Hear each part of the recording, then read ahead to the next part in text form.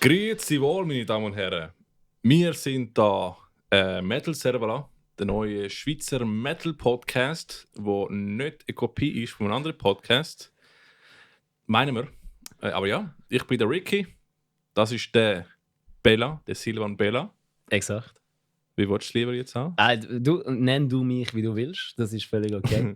Falls ihr die Erklärung hören wir haben eine Pilotepisode gemacht, beziehungsweise in 2 müssen teilen, weil es so lang gegangen ist. Wir versuchen jetzt ein bisschen strukturierter zu sein. Also wir haben jetzt einen Timer, wir haben einen Plan, wir haben noch Themen, die wir anschauen müssen. Aber ja, welcome. Silvan, wie fühlst du dich heute?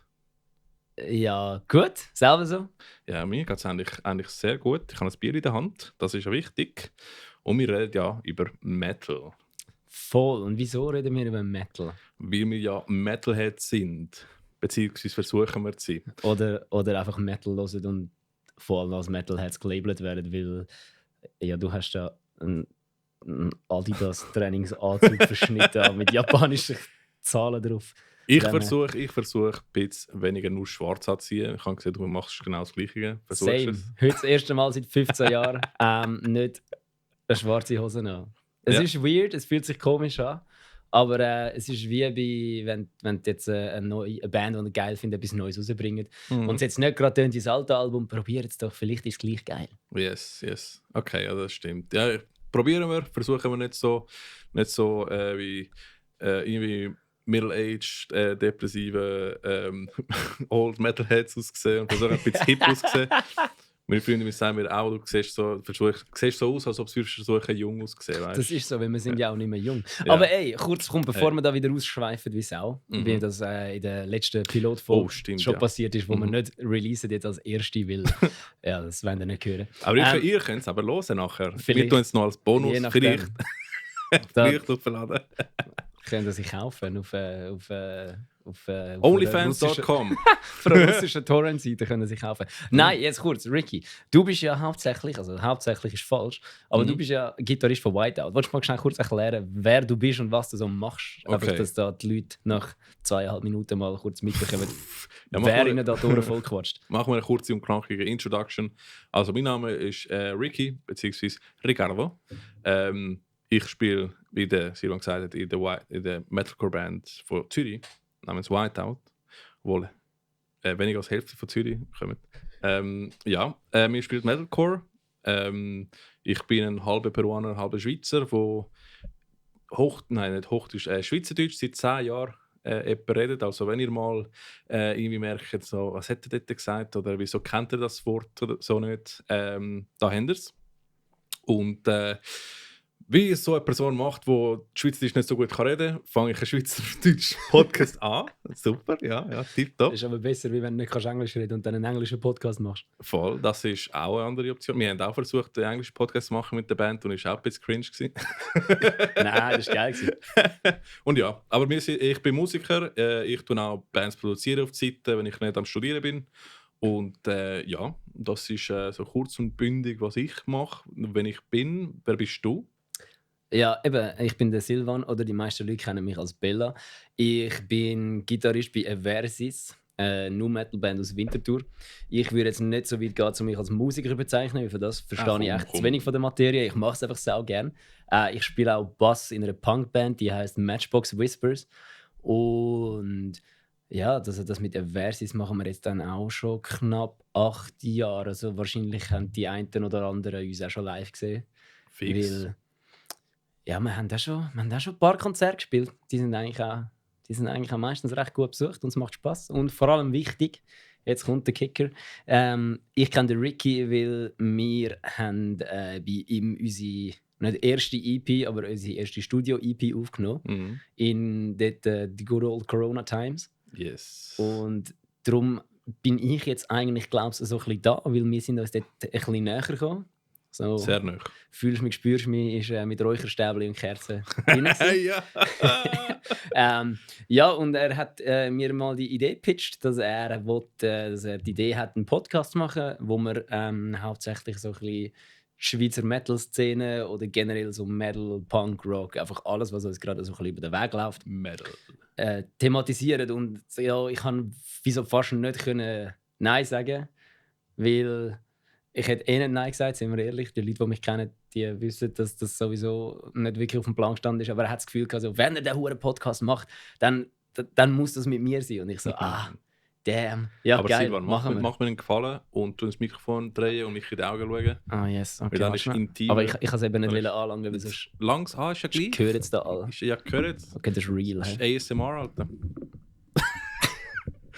Okay, this took an unexpected Du turn. kannst jetzt... Warte schnell so. Oh ja, jetzt funktioniert es. Eben, das ist... Entschuldigung für Du kannst einfach... Ziehen einfach. Ja, es ist ein Arm. Nice. Kannst du im Hintergrund noch Benny Hill-Theme einführen? Wie heißt das jetzt ein Name? Ja, das ist von der Benny Hill Show. Ohne Scheiß. Das ist eine Fernsehsendung. Fuck, ich kann es nicht. Siehst du, ich kein Metalhead-Poser. Ich weiß, wie das Lied heißt. Und Random Facts auch dazu. Ja, in dem bin ich gut. Aber ja, erzähl weiter. Also, wir haben jetzt, eben, wie du gesagt hast, ich kann unbedingt, also, Sache ist, wenn ich einen Podcast mache, das könnte ich nur mit dir sein. Fall. Weil sonst könnte ich es nicht machen. Nein. Ja, ich meine, es gibt auch nicht so viele Leute, die so viel zu schnurren haben wie du und ich. Die anderen zwei heißen Josh und Brian. Ja, genau. Und, ja, die sind schon besetzt. Die sind schon besetzt halt. Ich weiß nicht, ob das schon etwas sagt. Aber ja, die sind halt irgendwie, haben gerade keine Zeit gehabt, um mit uns einen Podcast zu machen. Darum machen wir es jetzt selber. Genau. Ist auch okay. Genau. Und ja, also du spielst B-Versus, hast du gesagt. Yes. Und Matchbox Whispers. Yes. Weil ich habe die Ehre gehabt, die jetzt gesehen. Wann war es? Vor etwa einer Woche halb oder so? Letzte Woche? Ich glaube, am 29. Oktober gewesen. Also, shit, ist das letzte? Das ist vorletzte das Woche. Ist vorletzte Woche gewesen, nicht letzte Woche. Hey, sehr cooles Konzert. Ich muss sagen, weil es ein Punk-Konzert war, sind ein paar andere coole Bands gewesen. Wer hat denn noch gespielt? Unter anderem hat Naked Soldier gespielt. Das ist jetzt mehr, ich glaube, so Stoner Rock. Must Be Wrong, wo meiner Meinung nach einfach die beste Schweizer Punkband ist, sind hart, wo sie je gegeben hat. Ja. Also wenn ihr Rise Against geil findet, dann hört ihr unbedingt Must Be Wrong. Wenn ihr irgendwie das Gefühl habt, ihr müsst euch Punk schimpfen, hört Must Be Wrong. Sonst habt ihr einfach falsch gehandelt. Und was noch mega wichtig ist, zu erwähnen, Vodiu hat der gespielt. Sie heisst Vodiu? Ja. Ich habe Vodef im Kopf. Ja, weißt du wieso? Weil ich bin eben beim Brian und dem Josh im Podcast und dann haben wir auch über die Band geredet und der Brian hat sie einfach Vodef genannt. Ja, dann hat er mich so gefragt, wie die heißen und ich habe dann einfach so aus Scheiß gesagt, so, ja, nein, du sagst das korrekt, die heißen Vodef, die kommen aus Russland. Damals war Russland noch nicht böse gewesen. Ja. Da hat man das noch sagen. Und der Brian hat auch die ganze Zeit Vodef gesagt und seitdem nennen wir die alle Vodef. Also an Matchbox Whispers, wir haben schon 3 Konzerte mit ihnen gespielt, wir sagen ihnen nur noch Vodef. Ja, voll. Sie haben es, glaube ich, selber schon akzeptiert. Und das ist wirklich funny, weil das sind so Junge, die sind etwa knapp 20. Die sind knapp 20, crazy. haben vor allem, und das Wildeste an der ganzen Sache ist, wenn beim Duden hinter dem Wort Punk als Definition nicht einfach Vodiu steht, ist etwas falsch. Ja, Weil nach denen ist nichts mehr Punk. Die sind crazy gewesen. Und ihr seid auch crazy gewesen. Ja, vor allem das Wichtigste ist, das was ja das most insane thing, das Verrückteste am Ganzen ist ja, dass zwei von diesen Bands sind sehbehindert und die geben einfach keinen Fick, Alter. Die rennen mit dem blinden Stock in Moshpit. Wirklich, ohne übertrieben. Das ist das wildeste die Konzerte sind so wild gewesen. Die haben einfach ihre eigenen Songs gespielt, es ist drunter und drüber gegangen, die Leute sind auf die Bühne, die Leute sind von der Bühne gefallen. Es ist brutal, es ist einfach Party gewesen. Es ist Chaos gewesen. Es ist einfach Chaos gewesen. Und das ist wirklich genau das ist Punk. Eben der Sänger von Must Be Wrong ist einfach so gekommen, so, Alter, ich sag's nicht nochmal, das ist Punk, das ist Punk. Ja, aber jetzt ohne Scheiß, ich bin dort, ich bin eigentlich dort gewesen, um deine Band zu sehen, oder? Weil ich habe nie live gesehen. Und ich habe einen sehr, sehr, sehr guten Eindruck bekommen. Wir sind auch mit dem Dave Ecker dort gewesen. Das ist der Schlagzeuger für Safeless Breath. Wenn ihr ihn kennt, eine der härtesten Metal-Bands aus der Schweiz. Lorna Shore im Original. Original Lorna Shore, bevor Lorna Shore das gemacht hat. Genau. Und ich habe ihm auch gesagt, Junge, ich habe vergessen, wie heavy Punk kann sein. Oder? Weil man unterschätzt irgendwie Punk. Besonders wenn du so das ganze Leben Metal hörst, du denkst, Punk ist einfach so, ja, wie dein lustiger Cousin, der mich Witzli bringt und so, oder? Ja, aber genau. Es hat mir wirklich einen Eindruck hinterlegt. Und jetzt muss ich aufpassen, dass ich beim Songwriter nicht Punk noch reinbringe.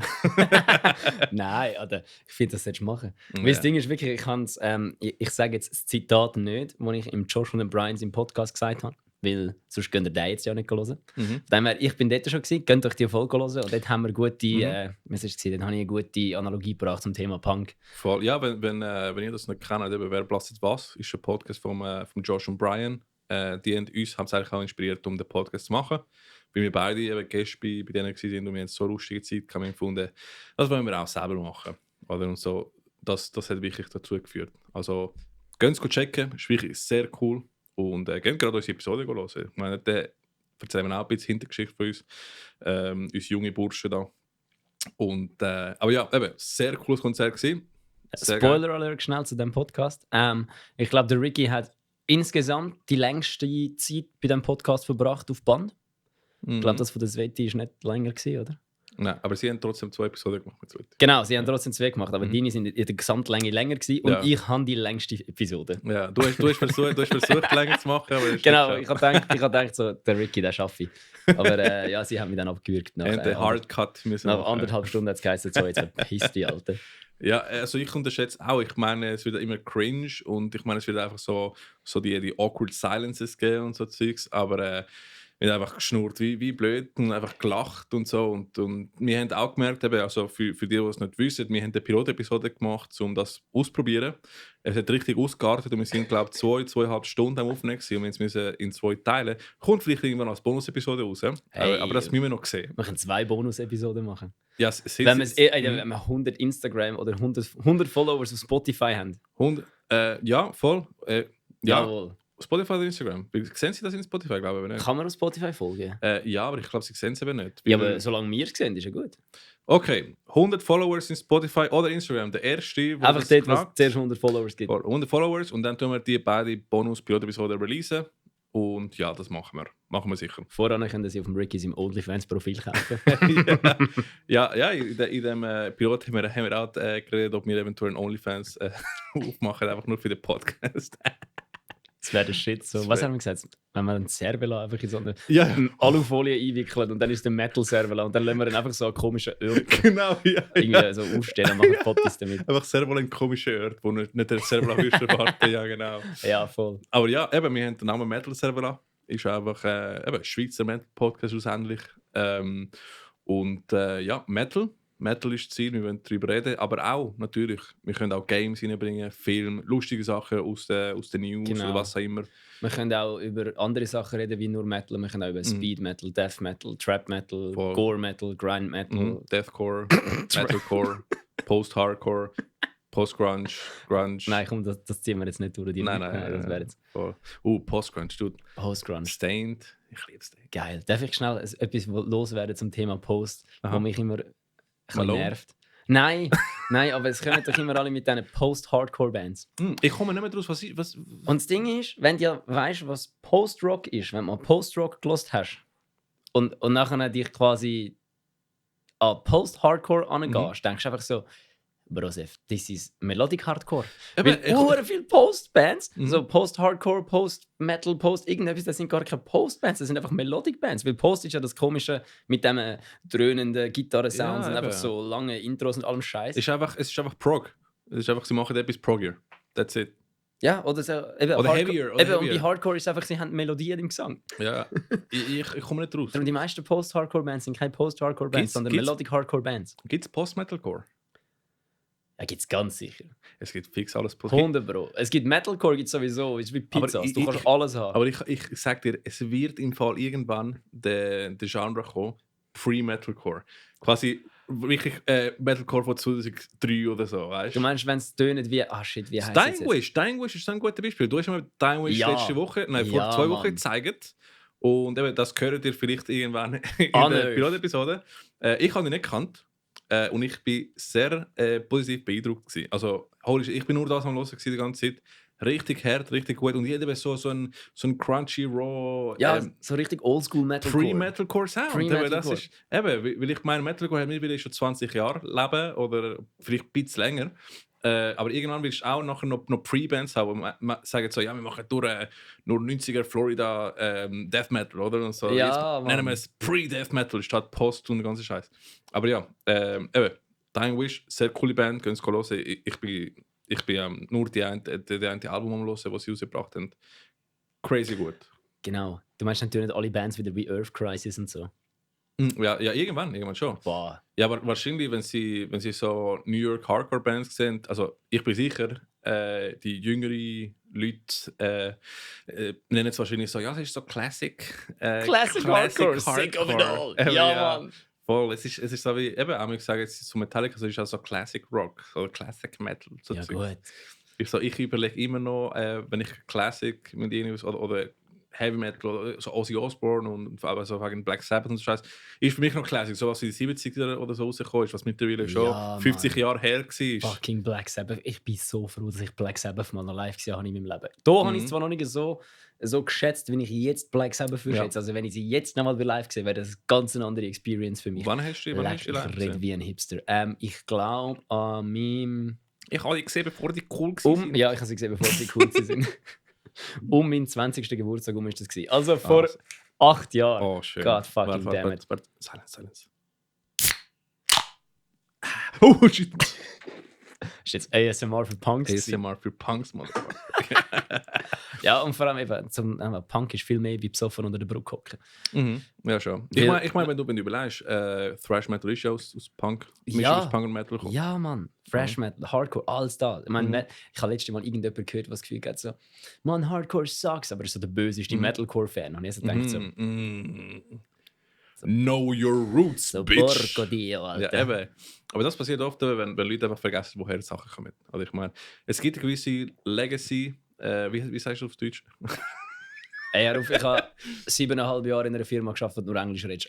Ich weiß es selber nicht so Also genau. meine Lieben, wenn ihr nicht schon gut Englisch redet, dann lernt ihr das auch im Podcast. Vielleicht ein paar Stichwörter, die ich vielleicht nicht gehört habe, oder irgendwo in einem Film oder Ihr so lernt gesehen. perfekt Englisch. Voll. Also wir machen so Spanglish einfach mit Deutsch und Englisch. Außer ich bringe mal irgendwann so spanische Wörter raus. Geil. Yes, man. Ja, nein, ja, gut, das ist. Wir sind halt jung. Wir sind international wir sind Chili keine Boys. Boomers, wir sind Gen Z. Nein, wir sind Millennials. Wir sind böse Millennials. Hey, aber also eigentlich mega random, aber wir haben letztes Mal, also im Pilotepisode, wo irgendwann vielleicht kommt, haben wir ja gesagt, ja was kommt nach zwischen Millennials und Boomers? Und wir haben so gesagt, ja, es kommt nichts. Aber nein, es gibt eine Generation inzwischen. Nein. Also Gen Y oder so irgendein Scheiß. Ja. Ja. 15, 20 Jahre, wo wir einfach komplett vergessen haben. So, ja, es ist, entweder bist du Boomer Ja, die oder sind bist auch nicht du Alle haben die vergessen einfach. Das Gute ist, wir approachen jetzt 20-Minuten-Marke und es steht dort Introduction. Und Voll. plaudern. Wir haben Introduction. Also wir haben Bands, wir haben gesagt, wo wir... Oh, warte, Bildschirm ist raus. Easy. Ja, also wir haben uns zwei vorgestellt. Wir haben gesagt, ich will eine Band spielen. Wir haben ja. ein bisschen darüber geredet. Voll. Wir können ja dann quasi in der nächsten Episode vielleicht mehr auf Whiteout eingehen, in der Absolut. nächsten ein bisschen mehr auf Versus. Ja, voll. Sonst, wir haben ja sonst in der... Weißt du, wir müssen die Episode irgendwann raushauen. Also dort gehört ihr auch ein bisschen, wenn wir mit Metal Ja, aber anfangen, das so wie... das ist auch ausgekartet wie Sau. Wir haben, glaube ich, 3 Bands erwähnt und dann haben wir einfach irgendeinen anderen Scheiß geschnurrt. ja, dann ist wieder über Save Last Breath und ihre Kuba-Tour und weiss ich nicht was. Ja, und genau, der Mike, der plötzlich ohne Hosen auf dem WC hockt. Ja, stimmt, Gut. stimmt. Aber ja, da wird es genug geben in weiteren Episoden. Genau. Ich glaube, das Intro ist schon gut. Ja, das ist gut gewesen. Aber das heisst ja nicht, dass wir nicht gleich nochmal darüber erzählen Nein, können. Das ist ja Zusatz-Content. Nein, wir werden fix ausarten irgendwo. Insbesondere bei den Themen, die wir anschauen werden. Also, wenn wir den Podcast wirklich durchziehen, werdet ihr wahrscheinlich viel zu viel hören von uns, die ihr gar nicht wollt. Ja, wir versuchen recht hart, uns jetzt an irgendeine Art von Timeline zu richten. Weil das kann ziemlich schnell crazy werden. Aber ja, ich würde sagen, so als kleine Introduction hat es gelangt. Ja, Und ich würde sagen, gehen wir mal zum nächsten Thema. Und es wäre mal ein bisschen News. Was gibt es so für Neuigkeiten in unserer Welt? Oder, was denkst du? Ja, können wir machen. Vielleicht, falls ich bis dann schon mal eine neue News-Musik-Byte gemacht habe oder so, spielt es da ab. Falls du das gemacht hast. Ja, voll. Nein, aber ich habe vor im Fall, weißt du, was ich vorhabe? Ich habe vor so die typischen News-Ding, so, weißt du, einfach in Metal-Version machen, so Fuck Beat and yes. Breakdown, weißt du? Fuck yes. Das wäre eben cool. Apropos Breakdown. Aha. Der Kollege hat mir heute einfach so ein Lied geschickt von Really? Kalekon. Das heisst, ich lehne leidenschaftlich abfangen. Sag mal die geilste Call-Out-Line von einem Breakdown. Ist einfach irgendetwas so, fick dich 1000-fach ins Knie. 3, 2, 1, finish him. Und dann kommt der Breakdown. Und dann habe ich gedacht so, ja, fuck, Kalekon. Ja? Okay. Eben, Ich muss jetzt fängt es schon an. Es fängt schon an. Ich muss jetzt noch so schnell. Band, also die haben harte Riffs raus. ich kann irgendwie Metalcore auf Deutsch irgendwie nicht anfangen. Ich weiß nicht wieso. Es Ja, ist schon wie gut. Rap auf Deutsch. Es rührt mich voll weg. Gut, du hast vielleicht halt einfach ein bisschen anderen Zugang zu Deutsch wie mir. Ja, absolut. Weil du hast es ja müssen lernen Für zum mich ist es eine dahinkommen, oder? Fremdsprache, oder? Ich meine, ich habe Dragon Ball und die ganze Zeugs auf Spanisch geschaut, Naruto habe ich auch auf Spanisch geschaut, alle Filme habe ich auf Spanisch.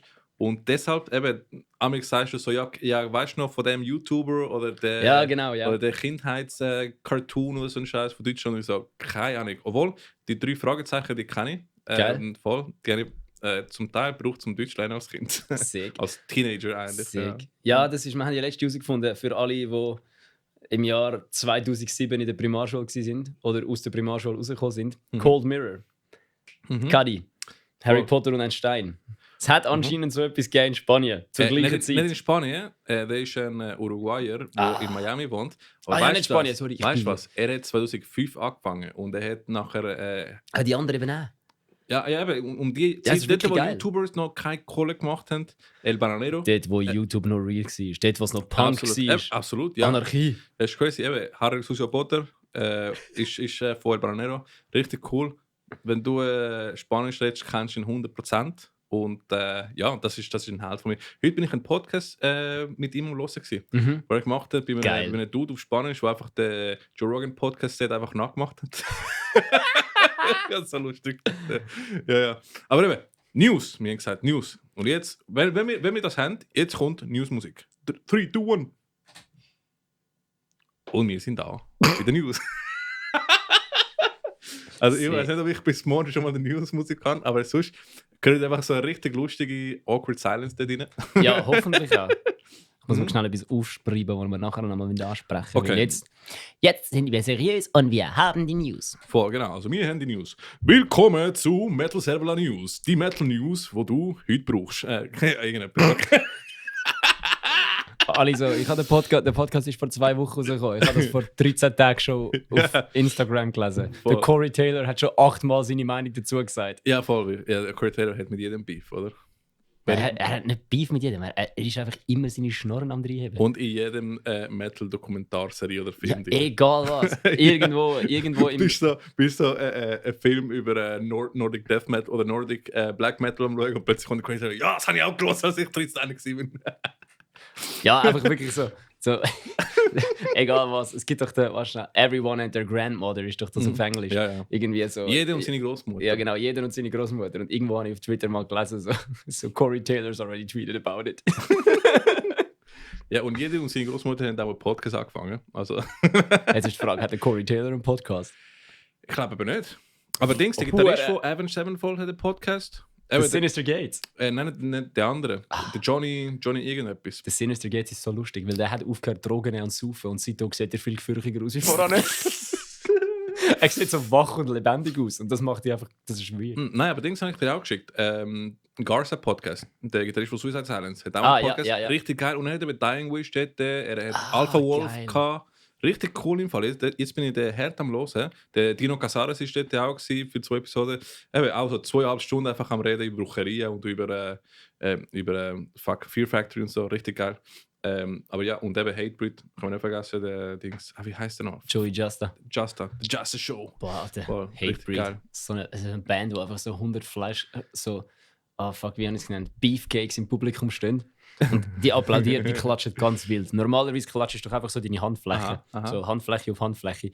Junge, wir sind an der EMP Persistence Tour mal. Ein Madball gespielt. Wie heisst die Band, wo Crossbreaker den Song hat? Power Trip hat gespielt. Madball war. Dann nochmal so eine New York Hardcore-Band. Ich habe heute während dem Arbeiten The Godfathers of Hardcore geschaut. Eben der Dokumentarfilm von Agnostic Front. Aber halt Freddy von Madball kommt rein. Ja, richtig geil, Mann. Aber es ist geil. Ist richtig schwierig, sich zu fokussieren beim Arbeiten. Ja, wenn du so bist. Auf jeden Fall eben bei dem Festival. Nachher sind plötzlich so. Genau, am Schluss hat dann noch Terror und nicht Terror und Madball, Terror und Hatebreed gespielt. Und dann sind einfach so 100 so Beefcakes in der ersten Reihe. Mit Wife Beaters und so. Ja, genau. Und hat einfach so eine Handfläche aufgemacht und mit der Faust so reingeboxt. So. So, die haben so applaudiert. Habe ich Ja, mir einfach voll. gedacht, okay, Bro, keine Ahnung. So, jetzt machen wir mal die News durch da. Wir sind seit 5 Minuten davon schnurren, dass wir sagen, was gerade neu ist. Hatebreed haben die eine Line mit Bullet. Fuck, wie heißt es? Once had a shotgun through my head, they said I wasn't worth the bullets. Oh, fuck, das ist Now so... the world is my trigger and I'm gonna fucking pull it. Ja, das ist... Oh Gott. shit. Ja, ich habe den Grenich mal HC gesehen. ist Leben, Alter. Ja, schon. Mit ja, im Fall, ich bin ziemlich... Also, habe ich wirklich gelesen, aber die letzten paar Jahre hört viel mehr und mehr und mehr. Es ist einfach so, weniger ist mehr, oder? Und jetzt die kommt's. Riffs. Und weißt du, was Hardcore so geil macht? Mhm. Punk. Okay, ja. Hardcore Punk, ja, stimmt. Einfach der Punk.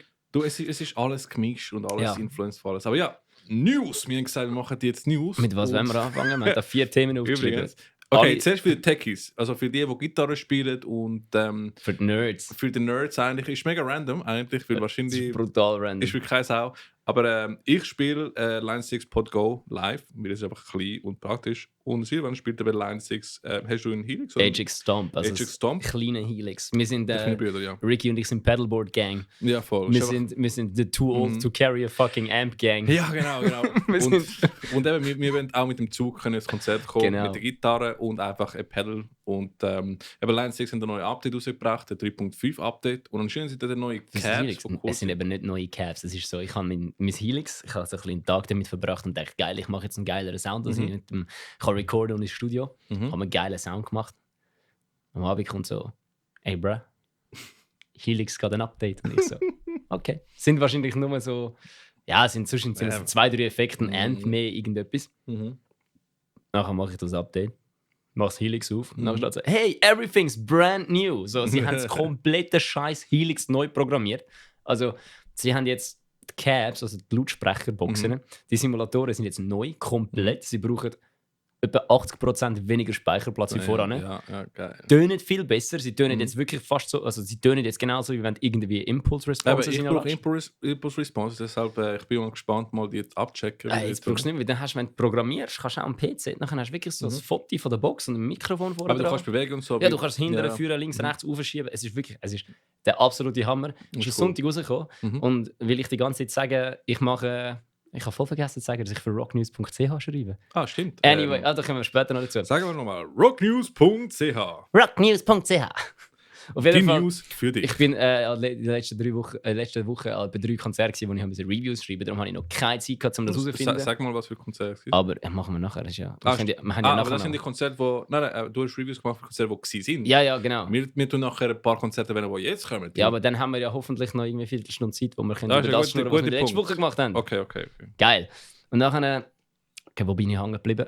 Ja, genau. Dann- Rocknews.ch. Nein, das war mit dem Helix. Und Helix, ja, ja. genau, ich habe leider noch keine Zeit gehabt, um es herauszufinden. Ich habe kurz einmal während dem Homeoffice, nicht während dem Homeoffice, während ich Homeoffice gemacht habe, in der Mittagspause schnell das Zeug angestöpselt und ein bisschen gespielt und einfach nur schon Standard-Cab reingeladen, ohne etwas zu verändern. Und es tönt etwa 170 Mal besser als voran. Was einfach geil ist, weil es tönt jetzt vorher nach Werbung. Hey, Line 6, zahl mir etwas. Line 6, tu die Sponsoren. Ja, weil es hat wirklich die Standard-Caps tönen jetzt schon 1000-mal besser wie etwas, wo ich vorher 3 Stunden haben müssen investieren. Das ist auch das Problem, also wenn du den Gitarre-Ton schaffst, im Paar, du kannst so schnell dich einfach verlieren in die Settings und alles. Und irgendwann bist 8 Stunden später, hast du den Ton, es sind der Grote schlecht. Also, Ich muss sagen, für Eversis ändere ich es glaube ich nicht.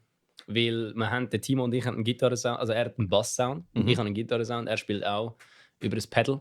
Wir gehen ja DI, wir sind ja mittlerweile voll Komm, wir machen No Metal, wir sind eh nicht real. Dann haben wir fuck it. Und wir sind ja, wir haben das gemacht und das tönt gut, von dem her, ich weiß nicht, ob ich es ändern. Ich kann es mal probieren. ja, voll. We probier's shall mal. see. Und für die nicht gerne tun, mit Settings spielen und einfach mega lang für den Ton brauchen, Ampknop, ein Plugin von Bogren Digital, ist gerade 50% hat er 50% Rabatt drauf. Es kostet 25 Stutz. Ist ein Knopf. Und es tönt hart. Ich habe es mal probiert bei der Demo und ich habe es gestern gekauft für meine. Einfach weil ich gefunden ja, wenn es schon 25 Stutz ist, dann hol ich es geschwind. Und holy shit, ich kann alle meine Demos, die DIs haben, gerade drauf touchen. Und so, wow, geil, Mann. Ein Geil. Knopf. Und dann kannst du einfach EQ und so, ist gleich. Aber es ist so geil. Es ist so geil. Das ist Aber ja, nice. wir haben jetzt Hälfte von den Leuten oder 3/4 von den Leuten verloren. Die sind alle, jetzt alle aufgehört. Vor alle einfach passiert und ich etwas anderes haben wollen, OnlyFans oder so etwas. Und jetzt... Irgendwelchen Insta-Hosen zuschauen, wo sich darüber aufregen, dass nur Schwänze ihre DMs kommen. Nein, der scheiß Instagram-Algorithmus. Ich weiß nicht, was das ist. Aber es ist... Weißt, früher habe ich so eine Mischung bekommen, weißt? Ich meine, falls ihr es nicht wisst, ich habe 4 Kaninchen und ich habe 2 Hunde, 2 Möps.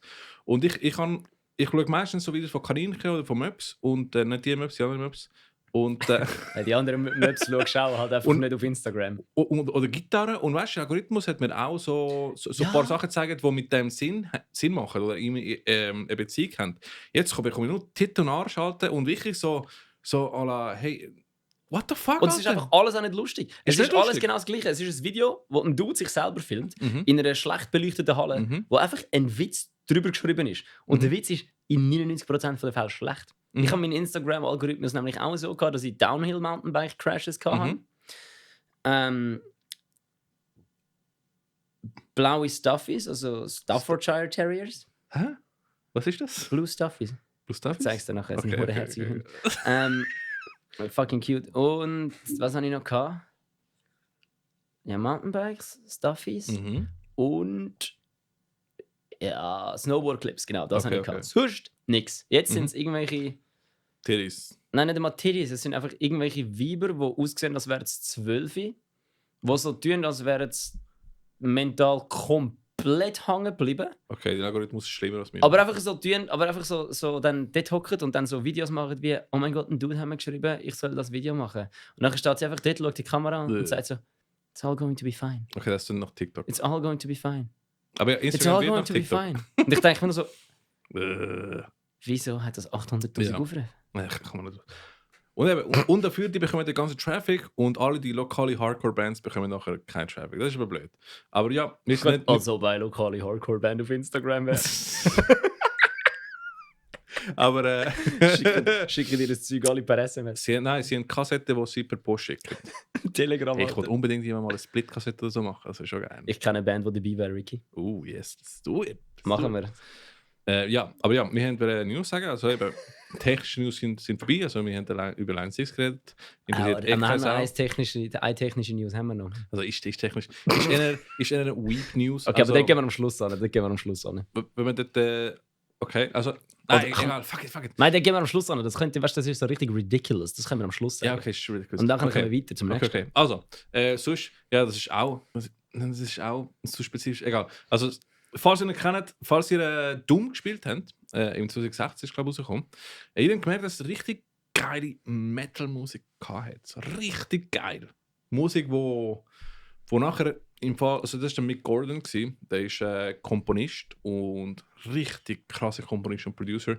Und eben die Doom-Musik komponiert. Und es ist, eben, Metal-Fans haben es geliebt, das ist geil. Er hat sogar mit Mitgliedern von Periphery nachher live gespielt sogar. Crazy. Er hat ja wegen dem nachher... Weißt du, wieso das neue Album von Bring Me The Horizon Oh, stimmt, so ist er drin? Ja. Er ist nicht bei allen Songs, aber bei einem Song ist er drin. Ja, sicher. Einen Song hat er produziert. Ja, genau. Weil sie haben Ja. viele Songs miteinander Producer genommen. So. Und der hat auch dort mitgemacht. Er hat sogar, glaube ich, irgendwo noch ein Metal-Album gemischt, habe ich das Gefühl. Bin nicht sicher. Probably. Voll. Aber der hat auch sonst für andere Games noch Musik gemacht. Aber der ist der Game, wo alle so gemerkt haben, so, holy shit, wer ist der Dude? Oder? Ich meine, der hat auch für Wolfenstein und andere Videos noch, andere Videogames Ja, aber noch dort Musik sind es halt gemacht. nicht so Metal-Soundtracks. Nein. Das ist halt einfach wirklich nur Videogame-Soundtrack. Ursprünglich haben sie für Doom einfach nur Synthi-Musik. Und ich gesagt, Ja, du ja. musst unbedingt Synthi-Musik machen. Und nachher, wie das jetzt so, ich habe einen Podcast von ihm gelost oder irgendwo und er hat das Ganze erzählt. Ich habe Videos von ihm gesucht, wie blöd zum Lernen, wie er seinen Sound für Doom gemacht hat. Stimmt, dort sind wir ja bei dir im Studio gewesen. Genau, in dem Jawohl. Weißt du, was er gemacht hat? Er hat so eine Synthi genommen, die quasi den Sound von der Gitarre genommen hat und mit einem Chainsaw gemischt hat, mit dem Sound von Chainsaw und einfach so ein Mischmasch, so Synthi-Gitarre-Sound gemacht hat. Richtig geil. Und er hat so ein crazy Setup gehabt mit Mikrofon und Feedback Loops und what the fuck. Und ich bin so, what the fuck am Schauen gewesen. Richtig geil. Eben, er ist ein cooler Dude. Sehr, sehr, sehr, sehr gut in was er macht. Und eben, er hat jetzt ein Statement released, weil bei Doom Eternal ist eben nicht so gelaufen bei Doom in 2016.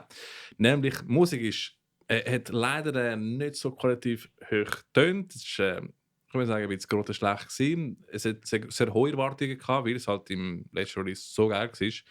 Weil er einfach von vorne bis hinten gefickt worden ist von Bethesda und die eine Software, also die Software-Companies, die haben einfach durch den Boden gerissen wie ein Blöde. So. Und nachher einfach zusammengemischtes Zeugs von Demos, die er gemacht hat für das Game und einfach so, da ist das Produkt und so, haben die für 11 Monate nicht gezahlt und also richtig schlecht. Und ich nachher, am Schluss, glaube ich, so der Head von der Gaming-Firma, hat nachher einen Reddit-Post gemacht, wo er einfach die ganze Schuld an ihm gegeben hat, obwohl er keine Schuld hatte von dem. Er hat ein recht langes Statement released, gerade heute, glaube ich, oder gestern. Könnt ihr da lesen, wenn es so interessiert. Eben, meine Anxiety ist am Boden, also ist richtig hoch und ich habe mir so, fuck, dude, das ist richtig schlimm. Aber ja, er hat ein Statement released, um quasi mal alles mal ein Clear-Up machen von dem ganzen Scheiß. Ist sehr spannend. Hoffentlich ist es auch spannend für euch. Ich finde es sehr, sehr interessant. Geht mal checken. Eben, er macht geile Musik. Und wenn ihr schon dran sind, gehen Sie mal die Live-Performance mit den Periphery-Members schauen. Ist so hart. Und die Musik ist heftig. Bis heute. Ich meine, das war die Hauptinspiration für die Intro von Wer blastet was. Die haben gesagt, wir wollen einfach Musik, die wir dumm tun. Unbedingt. Oder? Aber ja, das ist mal zu den News. Sonst kommen wir zu anderen News. Die Band kennt die Bella nicht, ich wollte sie nachher zeigen. Und zwar ist Brand of Sacrifice einen neuen Song released. Heißt Exodus. Ich habe es vorher kurz gehört und ist richtig cool. Ich finde immer noch ihre Song mit We Came as Romans richtig gut. Aber das ist einfach keine Schweizer Band. Nein, aber das habe ich Okay. in News da nicht releases. Right. Vorher ist aber eine größere Band. Die hat mit Will Ramos von Lorna Giorno noch einen Song gemacht. Ist eine coole Deathcore-Band. Falls Sie Deathcore gerne haben, dann können Sie es hören. Ist cool. Ich habe herausgefunden, was mit den Emos passiert ist, weil die gibt es jetzt ja alle nicht mehr. Stimmt. Das sind jetzt alles Deathcore-Kids. Ja, ich weiss noch im Fall, wo alle Emos plötzlich die Haare abgeschnitten haben und auch riesige Plugs geholt haben. Und Core-Kids geworden sind, ja. Ja, es ist so, alle haben plötzlich eine Glatze gehabt und so 20 oder 30 mm. Mindestens. Ja, Moshpants, alles. Moshpants, unbedingt Moshpants, ja, voll. Darum muss ich sagen, darum Props an Sveti von Irony of Fate. Die hat jetzt durch. Sie hat noch keine Glatze gemacht, das stimmt. Sie hat das sonst gesehen, hat sie die Emo-Ästhetik noch recht rein. Stimmt, ja, ich kann... das 10 Jahre nachher. Das stimmt, ja, Sveti ist Sängerin von Irony of Fate. Sehr coole Metal-Death-Band, würde ich sagen. Oder? Ich habe die live gesehen, wo sie mit Ginger gespielt haben. Wo war das? Aarau oder so? Richtig, aber das richtig ist cool. doch... Ist das während Corona gewesen? Nein, vorher. Ich glaube, es war vorher gewesen. Okay. Voll. Ja. Nein, es war cool gewesen. Stimmt, dann mit Corona haben sie doch mit Secret gespielt oder so? Maybe. Hast du gemeint? In Corona-Zeit bin ich ehrlich gesagt, glaube auf fast kein Konzept gegangen. Ich auch nicht.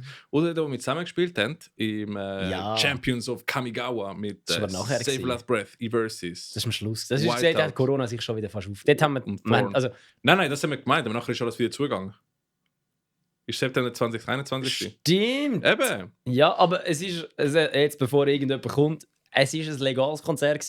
Alle, die da waren, sind geimpft. Ja. Es ist alles nach der Regel vom Staat gelaufen. Alles nach der Regel, ja genau. Wir haben sogar, also nebst dem haben wir noch zusammen ein Livestream-Konzert gespielt. Ja, das ist ja geil. Einen Monat vorher. Ist eine sehr komische Erfahrung gewesen. Oh ja. Voll cringe, wenn ich zurückschauen kann.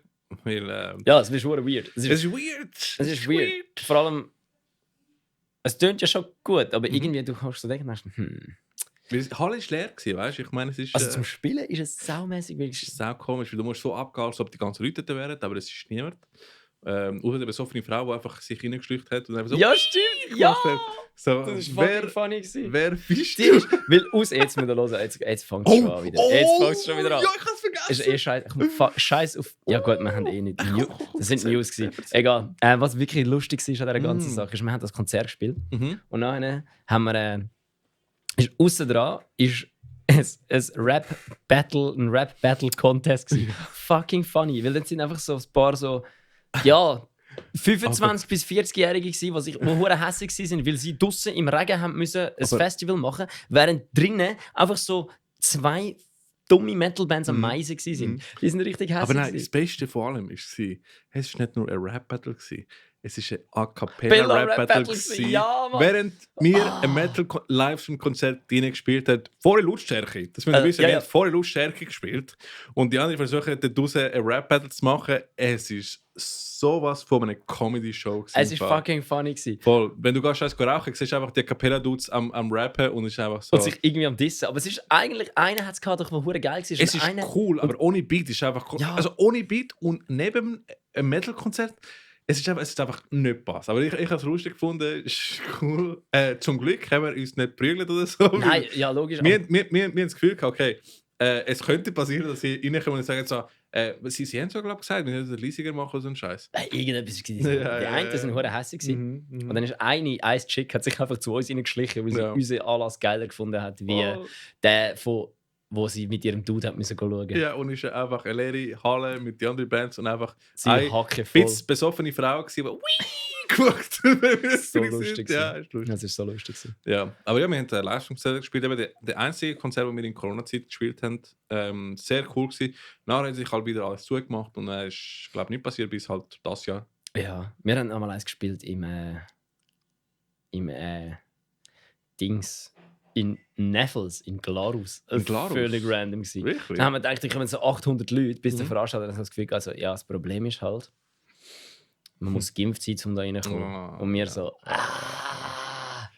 shit. Ja, da kannst du gerade irgendwie es sind etwa knapp 100 gewesen.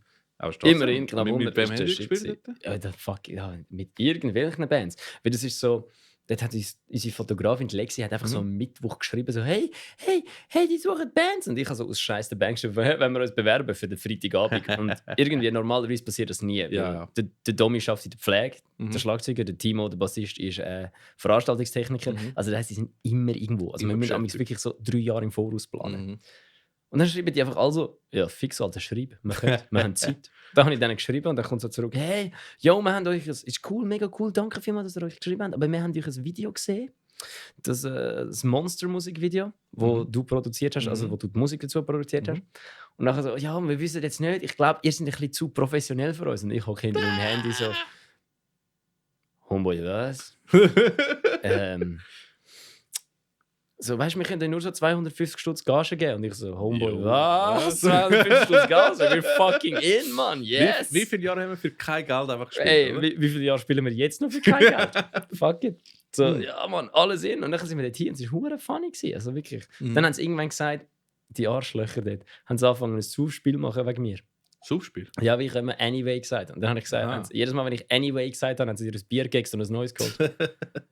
Also die sind alle stramm bis zum Bach runter. Die sind hackevoll gewesen. Ja. Jeder einzelne in diesem Publikum. Das war so lustig gewesen. Gutes Publikum. Ja.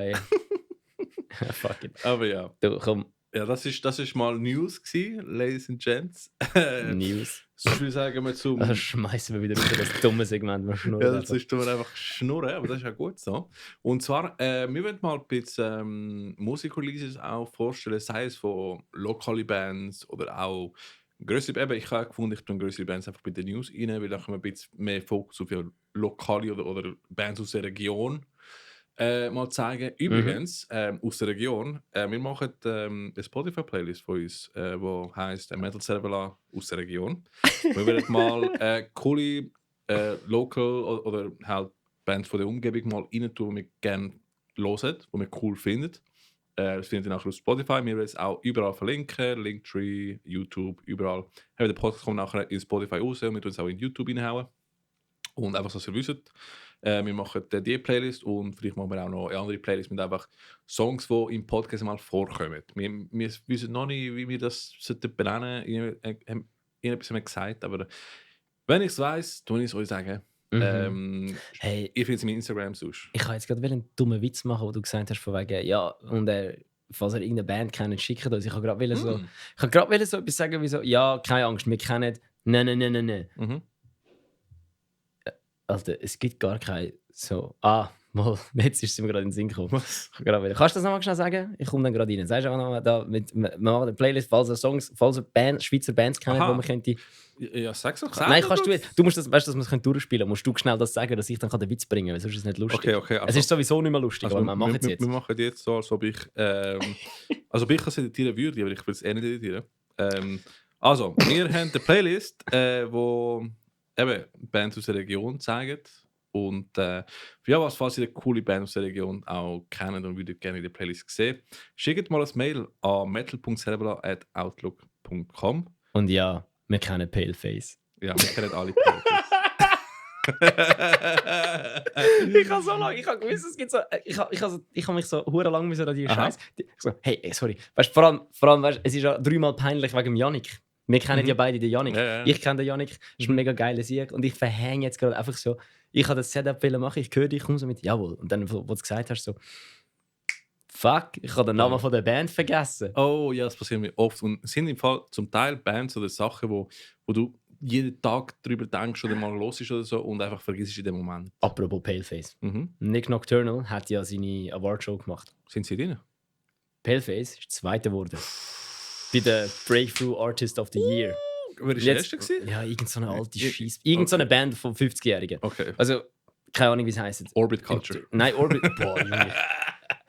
Jetzt da können wir nachher mal drauf sprechen. Aber sehr cool. Gratulation. Und weißt du, was das Beste ist? Weißt du, wer den Award präsentiert hat? Der Corey Taylor. Nein, der Corey Taylor. Nein, der Nick Hipa. Weißt du, wie man das ausspricht? SLA Dying. Der Gitarrist von SLA Dying. Und was er gesagt hat? Gitarrist. Weißt du, was er gesagt hat? Paleface is a young and upcoming band that I really enjoy listening to and listen to regularly. Also das heisst, der Gitarrist von SLA Dying, Ex-Gitarrist von SLA Dying, lost Paleface. Hast du das gehört, Yannick? Holy shit! Wahrscheinlich hat er es gehört.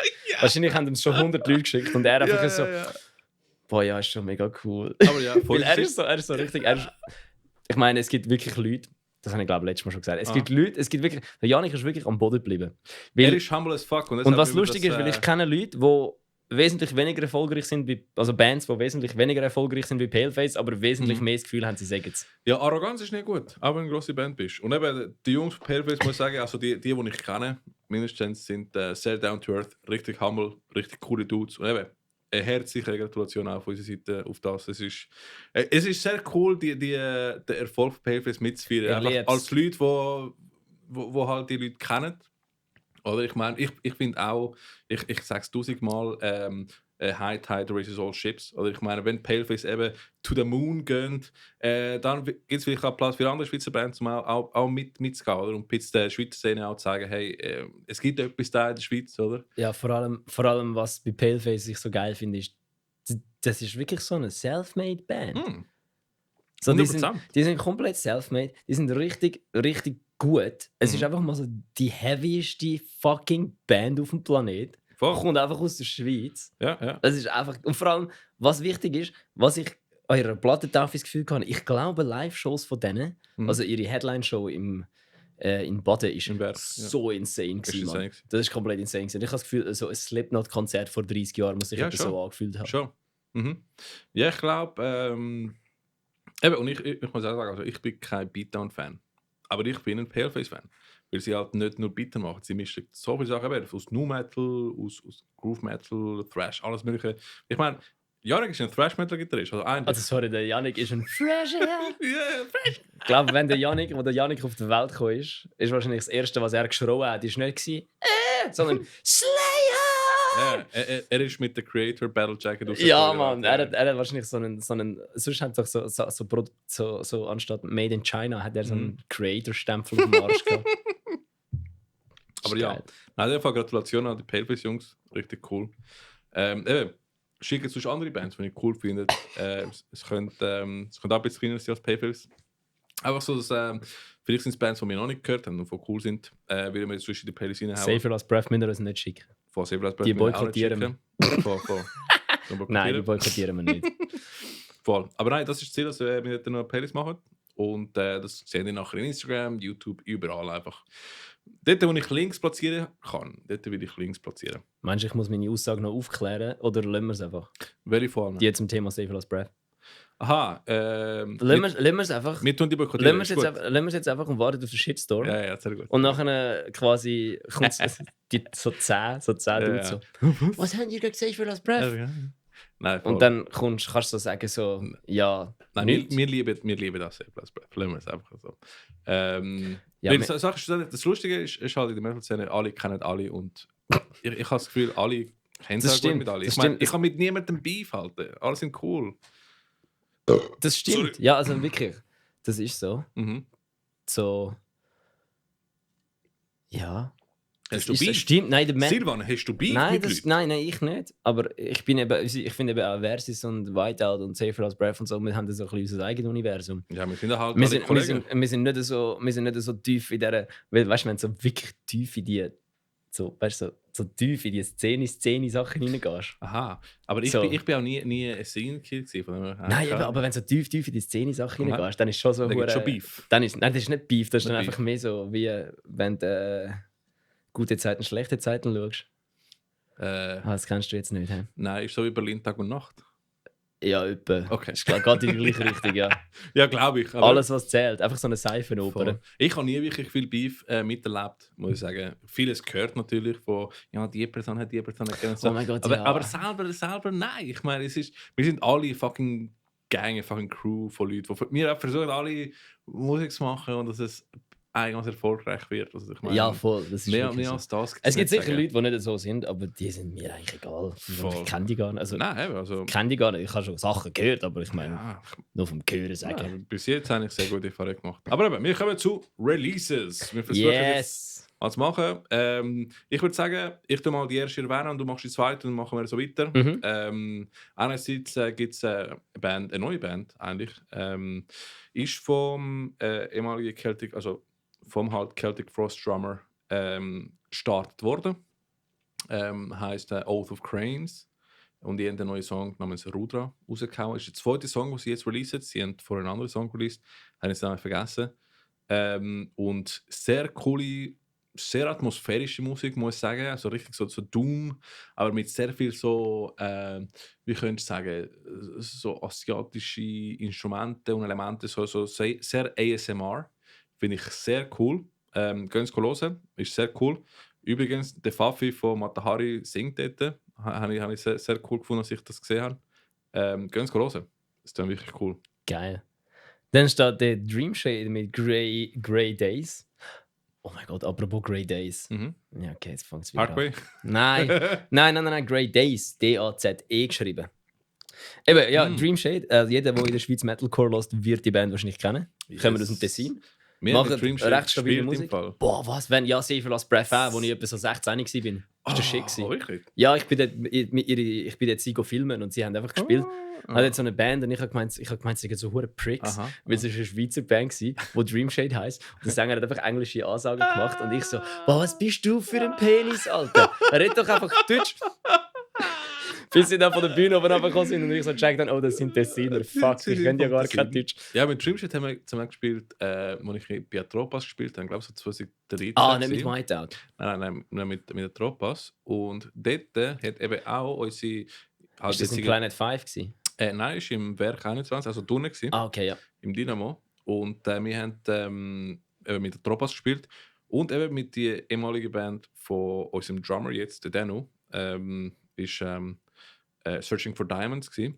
Hey, mit dem Eben. Josip. Mit dem Josip. Mit dem Herr Thymian. Mit dem Herrn Timian und dem Gino. Ei. Der Gino hat auch dort gespielt. Alter, wir kennen jetzt viel. Es ist schlimm. Ja, also ich muss überlegen, Es sind immer die gleichen Leute. ich muss denken, alle Bands, die jetzt existieren, haben irgendwann in anderen Kombinationen auch existiert. Ich meine, unser Sänger, der Mike, hat auch bei Safe Last Breath gesungen. Ich habe bei Tropas gespielt und nachher eine andere Band namens Underskin. Ich meine, wir haben Stimmt, überall... du hast bei Underskin gespielt. Ja. Bro, der Timo und der Domi haben mal nichts Besseres zu tun gehabt, wie einfach ein Jahr lang Underskin roasten. Das ist so lustig. Ach, die Jungs. Also das ist Fun Fact. Im Bezirk Baden Mhm. gibt es etwa 15 Metalcore-Bands, Ja, die aus der gleichen 20 Leute bestanden haben. das stimmt schon. Ja, es gibt mega... Also Baden ist... Aber ist es gibt eine noch, Core aber von City. all diesen Bands gibt es noch 2 oder so. Defender gibt es nicht mehr, oder? Nein, Defender hat leider sich aufgelöst. Defender hat sich ausgelöst. Die haben, glaube ich, Corona nicht so gut überlebt. Wer gibt es noch? Shieldbreaker sind geil. Ja, die kommen aus Baden. Ist Oder? sicher auch wieder einer von Defender dabei? Nicht? Der Nein, Mad- der stimmt. Mad- Der Madden. Der Ma- Der Madden ist Der ein Madden. Shieldbreaker. Ja, Geil. ja, voll. Also der Mad. Der Geil. Madden. Das ist ein Ja. geiler Sieg. Das ist ein geiler Sieg. Ich bin ein sehr lieber Dude. Und sonst... Er sieht zwar immer so aus, als ob es so kurz davor ist, dich umzubringen, aber der umarmt dich und er ist mega lieb. Ja, er ist der Liebste, aber... Also ich wollte jetzt nicht sagen, vielleicht liegt es einfach daran, dass er uns nicht hasst oder irgendwie uns positiv gegenüber eingestimmt ist. Aber wenn du ihn so anschaust, wenn er auf dich zuläuft, weißt du jetzt wirklich nicht. Vielleicht, wenn wir ihn jetzt roasten, wird es anders aussehen. Wieso? Ich roasten ja gar nicht. Nein, wir sagen nicht. Aber sonst... als ob das irgendjemand hören würde, weißt du nicht? Ja, eben, das ist auch eine Sache. Aber ich bin überlegen, andere Bands, also ich weiß, es gibt viele Bands in der Umgebung, aber jetzt kommt kein Name in Ja, nein, weißt du wieso? Weil die meisten von denen Bands, die ich quasi so kenne, die haben dann irgendwann zu Defender geführt. Ja, das stimmt. Ja, es sind ja, eben, Fakt. Wie hat es geheißen? Ja, ich weiß, was du meinst. Es hat mehrere Bands gegeben. Wie haben es geheißen? Fuck. Etwas to Nothing? Nein, irgendetwas. New Print and Money, das hat... To Nowhere? Etwas to Nowhere? Fuck. Disconnect hat es gegeben. Disconnect, ja. Disconnect ist, glaube ich, direkt vor Defender gewesen. Ja. Dann hat der Mauro vorher mal noch bei New Print and Money gespielt. Mhm. Ich glaube, die haben sogar noch eine Giga gehabt.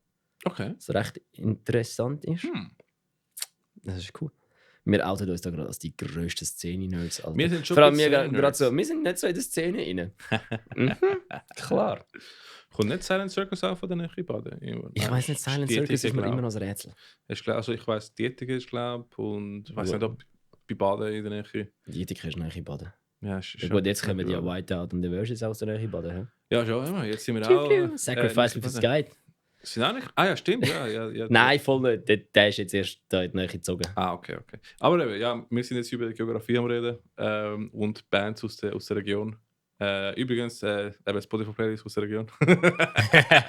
Aber ja, über Dreamshade hast du gesagt, haben eine neue EP rausgehauen. Genau, ja. Dort haben wir angefangen mit dem, stimmt. Nachher Henriette B. haben dann auch noch einen neuen Song rausgebracht. Henriette B., was ist das für eine Musikrichtung? Kannst du mir da schnell springen? Ist eine welsche Band, die Metalcore spielt. Aber nicht so Metalcore, nicht so moderne Metalcore, oder? Nein, die machen gutes Metalcore. Ricky gerade alle modernen Metalcore-Bands trashed. Ein bisschen Mischung aus modern und alt. Aber ich erkenne eben nicht, ob es modern oder alt ist, sondern ob es gut oder schlecht ist. Das und ist ich muss sagen, Henriette B. einerseits sehr coole Dudes. Wir haben mit denen mal in der Brauerei gespielt. Geil. Richtig lustig gewesen. Das Lustige von diesem Gig ist, es war eine Brauerei gewesen, aber es ist auch ein Resti und Bar, die am Tag geführt hat. Und wir haben angefangen am 7 spielen. Nice. Zuerst hat eine Death Metal Band aus Paris gespielt. Nachher haben wir gespielt, nachher haben Henry B gespielt.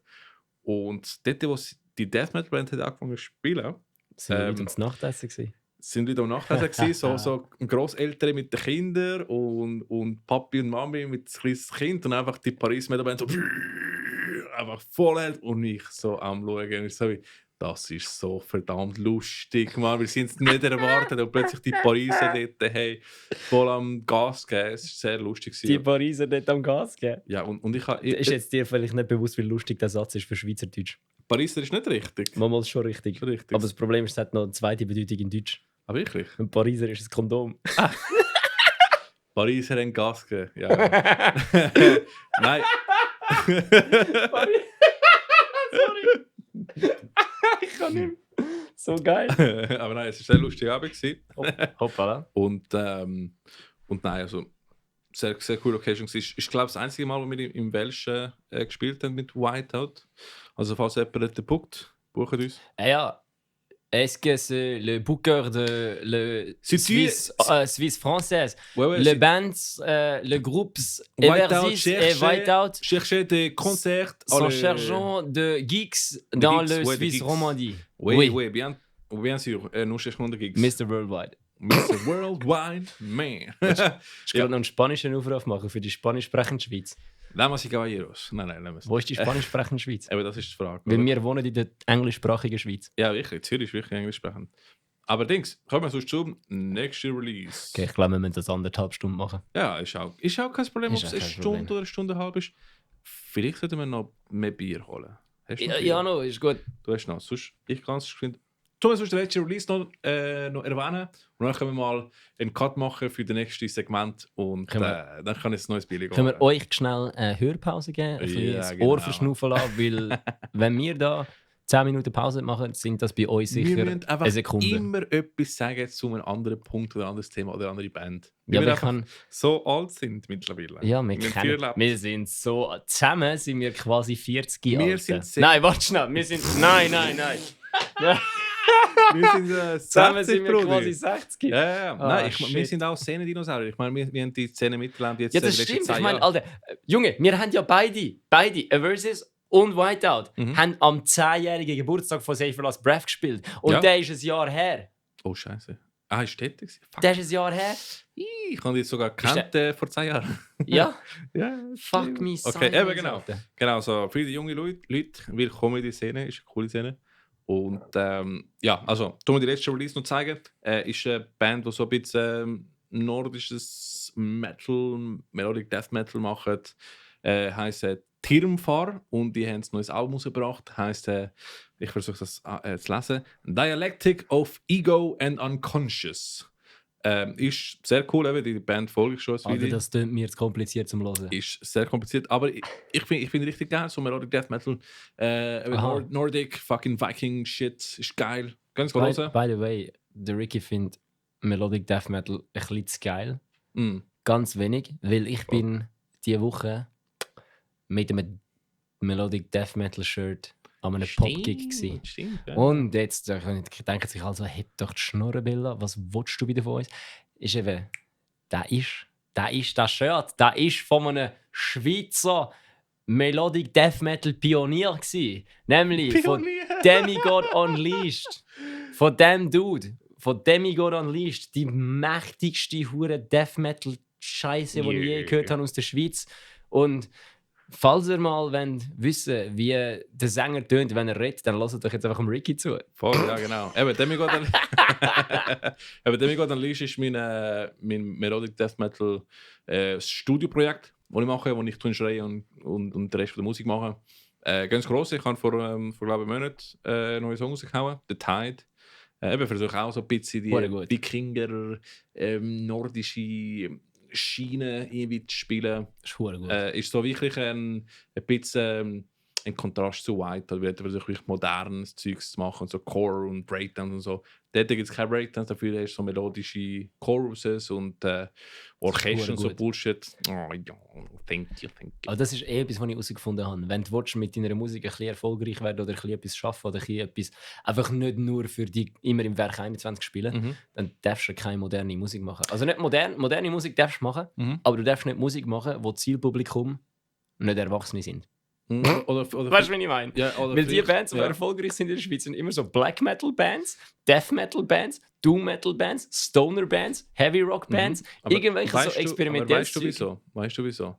Weil die haben Geld. Nein, nicht. Für CDs, die kaufen sich Sachen. Ja, das auch. Aber nicht nur das, sondern es tut nicht eine Welle reiten. Das stimmt, ja. Es ist timeless, oder?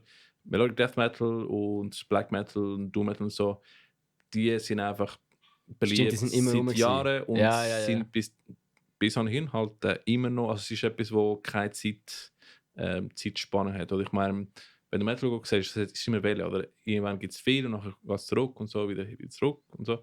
Thrash Metal hat auch so Wellen gehabt. Aber Thrash Metal ist ja konstant. Ich bin letztens im Kiff gewesen. Irgendwie, was war das? Irgendwie, Helvetica hat gespielt und dann noch ein paar andere. Ich habe nur 15 Jahre Metal Mayhem. Booking-Agentur dort aus Aarau. Ja. Und die haben ein Gratis-Konzert gemacht und ich bin nur das Gratis-Konzert geschaut, weil oben hättest du noch zahlen müssen. Aber dann hast du noch fettere Bands gesehen. Ey, Bro, das sind nur so kleine Szene-Bands gewesen. Das Kiff war ausverkauft. Es war fast voll. Wer hat da gespielt alles?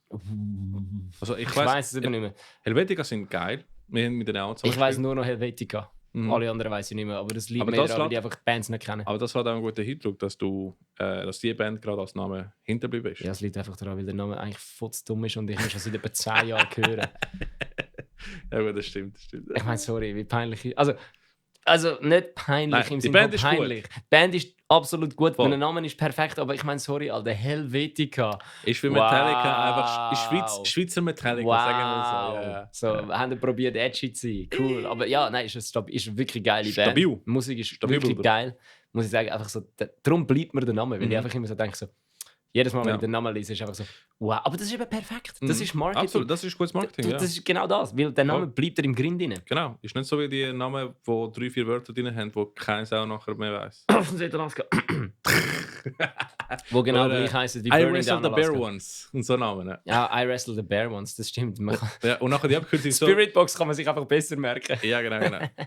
Voll. Und ich meine, dann hast du immer die Abkürzungen, die keiner selber schaut. IWOB, immer so Scheiß. Und ich so, was ist das? Was ist das?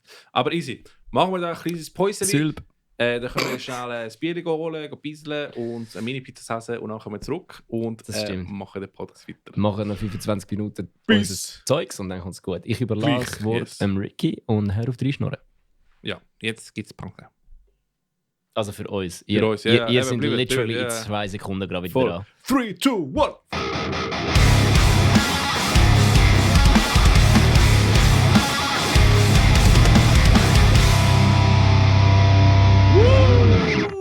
Wir sind back! Wir sind back! Nach unserer kleinen Pause. Und ja, Silvan, was machen wir jetzt? Back in the building, swag on a Cillian. Einfach zum den Moneyboy kurz da zu quoten. Voll. R.I.P. Moneyboy. Hä, was? Nein, er ist nicht gestorben. Ja, hoffentlich nicht. Er ist der einzige deutsche Rapper, der irgendetwas erreicht. Vor allem ist er, Junge, Moneyboy. Hat etwas mit einem anderen Österreicher gemeinsam. Ich nenne seinen Namen jetzt nicht, aber ist ein Österreicher, der hauptsächlich in Deutschland erfolgreich ist. Voll, für das müsst ihr unsere Bonus-Track-Episode schauen, wenn es raus ist, überhaupt, wenn es rauskommt. Wie gesagt, wenn wir 100... Dort reden wir nicht über das. Das haben wir dort geredet. Wir haben schon darüber geredet, über im Pilot. Ja, die zweite Hälfte, glaube ich. Haben wir darüber geredet? Du hast genau den Vergleich gebracht im Fall. Mit dem Moneyboy und dem... Ja. Fuck, Junge, echt jetzt? Aber das ist gut. By the way, Sachen aus Österreich, die nicht so gross sind, wie sie sollten sein. The Sorrow. Beste Metalcore-Band ever. Geil. Von dem haben wir auch sicher 10 Minuten geredet im Pilot-Episode.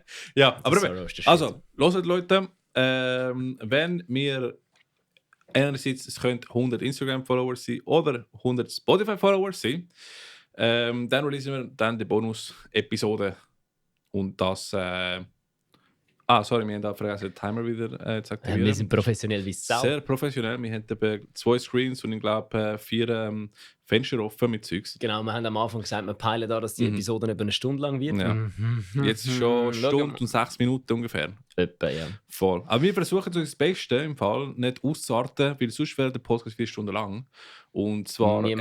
Niemand lässt einen Joe Rogan Podcast ohne Joe Rogan.